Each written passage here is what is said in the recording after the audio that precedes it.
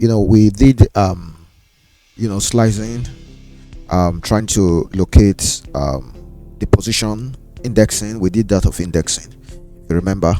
So we want to proceed to a very important aspect again, which is data type and NumPy data type, so that you'll be able to understand how NumPy look at data and which type, how do you detect the type that it belongs to, because when you are dealing with data sets, sometimes you need to understand the type a particular set or column or field falls into. Okay, so we are going to look at it now. Before we proceed, let me just put it here.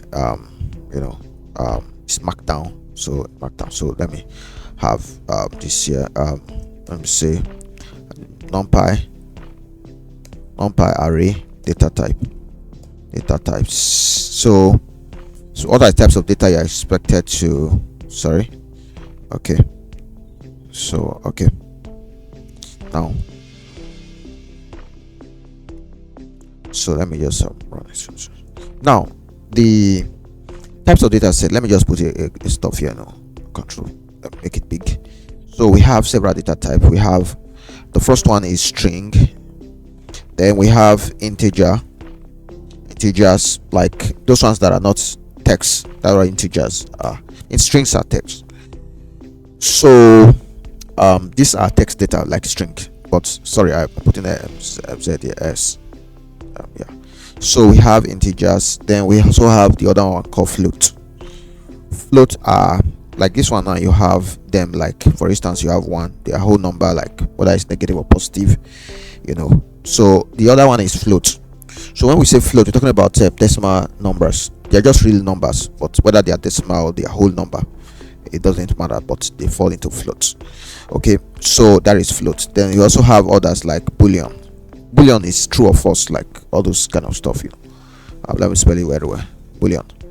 Then we also have others like complex numbers. You understand complex number? If you deal with engineering mathematics, you will discover that complex numbers are not real numbers. They are not real numbers. So opposite of complex number is real number. So they are not like the numbers we have. They like the real numbers. They are just like something like, for instance, you have stuff like this. Sometimes you have something like this: 1 plus 3i or 3j. You understand? So it matters in engineering a lot when you deal with vectors like that and the directions of values. In terms of directions and vectors. Okay, so that is the data type that we have now. But we are not going to talk about all of them in this class, because it's just a brief class, so that you not to just find data type. Sometimes you have to spell it integer if you want to specify something, because we can convert one type to the other. So if you have integers, for instance, you can indicate it by using I. Then if you have boolean, you can indicate it by using B. U is unsigned integers, F is float, like that. So string is capital letter S. So I want to just take note of that. And so the NumPy array object, for instance, it has a property called, like, additional property. When you specify your object or when you specify your array, you can indicate adding a new property, which is dtype. We call it dtype, which is indicate data type. Of course, you know that. So dtype, if you name it dtype there, alongside your object, it's going to return the kind of data type it belongs. So I'm going to look at the first example. For instance, let me just create a new stuff here now. The first example, like, let me just import. Sorry, I will do it here. I don't want to go to that top and run it. Import NumPy as MP. Okay, NumPy as MP. Then I'll just say array now. Let me just say AR. Let me just MP dot. Now we've done this before. You can say array. It can give you, for instance, if you want it to give you options, you don't know, you just put dot and put your tab key, just press it. That's going to just bring out several options, several properties that could go with NumPy. You understand? So if you say array now, array, so it's going to show it here. You see now, it's going to pop it here. Okay, array. So then you can list the arrays. I'm going to look at one dimensions. So let me just take even number 2, 4, 6, 8 and look at it now. So these are, without doubt, from your own conception, from your own perspective, you will know that this is an integer. But we're going to look at it now. Let's print something out. So let's say print a arrow arrow dot what dtype. So dtype is telling you which kind of data type this array falls into. So if you run it now, you see that it's integer 32 bit. That's 32. It's an integer. Just take the first one. It's an integer. So that is that. So let's look at the other one again. Let me just say a arrow 1 is equals to mp. Let me just take something like stuff like this. Let me just take let me just say animals now. For instance, let me say dog. Sorry, let me say dog, and then dog. Then let me take the other one as what? Let me just say goat. You know, the other one, let me just say cat. The other one, let me just say what again? Let me just say lion. So these are, sorry, this is not how to write. You have to put it brackets like this. So these are animals now. For instance, they are it's a text data. This is a text data. So if you want to do it, I say arrow 1 dot what dtype, right? Dtype. So if I say dtype, then I want to print it now. Let me just print it to the screen so that you see it clearly. So dtype. So if I run it and see, so you see that it's U4. So this U4, what is it showing is the way it's represented. Like if it's U4, that means it's talking about it's a string. So it's related as U4. U4 is just simply, it shows that it's a string. You understand? So some place can be U6 like that. So anywhere you see U4, you know that it's a string. Okay. So that is one way to, you know, to check the data type. The other one I want to show you is how do you convert. For instance, in Python, you know, in Python, generally in Python, we can convert one. We have what's called casting. So you can convert one data type to another data type. Now we are going to look at conversion now. For instance, let me take the first one. The first one is a arrow, which is, if we print it out, you see, if we print it out, you know, the first one, which is integers, right? So this is it. But if you print it out, let me just print the stuff out. Let me just say a arrow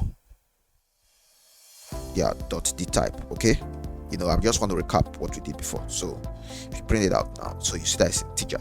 So I can convert one type to the other, which is casting. So if you want to convert to string, this is how you do it. You can just say, let me just equate it to something.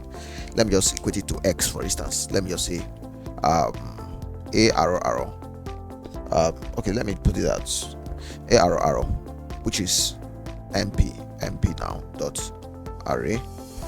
Okay, so I'm gonna do it like this instead of that. So I want to do it like this: a arrow dot, which is a arrow.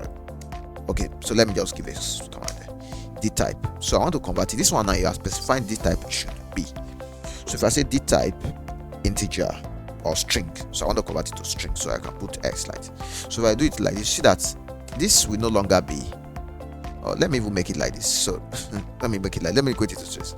So that I don't want to use different different variable. Okay, so if I have arrow now, if I run this one now, if I run this one now, it will not give me anything. But if I now say arrow dot dtype, like I want to print the dtype now out. Let me just print now. You know, I've converted it to string now, so I equate it back to a arrow. So if I print this now and see what it is presently. So if I run it now, you see that it's now a string. You understand? It's now a string. So it's no longer. Well, let me even print everything out again. Print. Let me just say a arrow now. So you see that it's now a string. So it's going to say, you see now, it's going to be quotes. Be like that. So it shows that this is a string. It's telling you that it's in quotes. Anything in quotes is a string, you know. So that's how to convert from one data type to the other. I can convert it back. You no longer see those formatted text like this. You understand? So that's how you can convert from one data type to the other data type. So you can check so many of them and then look at what it gives you. You also have, I've told you of float, so you can check that of float on your own and see what it gives you. We also have the one of, if you want to check too, sometimes you can see that you can use the astype. astype type. Okay, so you have astype like this, as, let me just make a small letter, so that you astype. So you can also convert like using astype to convert from one data type to the other. For instance, you have your, I want to convert this array currently, this array, which is what, a arrow. We have it as string. If you check now, if I run this one, you have it as string. So I want to convert it back to integer. So I want to use astype now. So a arrow dot astype. So I just put I here. Can just put I here, or let me just put int. Yeah, so if you have int like this, so you are converting it back. So let me just let me run it and see it has converted back. But let me just say astype now, a arrow dot dtype. Let me check dtype now and see what it is now. If you run it, you see that it's, oh sorry, I'm still running that. Let me equate this one to a arrow. Okay, then so I equate it to arrow, then I run it so that it will be saved as a variable. Then I run it a arrow dot dtype now, dtype. Okay, so let me print it out so that it will be clear properly. Yeah. Okay, so it's now an integer, so I want to show you that it's an integer right now. So it's no longer a string because I quoted it. I have to show it here. Okay, so let's look at other concepts in NumPy in the next class. So I'm going to stop here for today's class. Okay, thank you very much.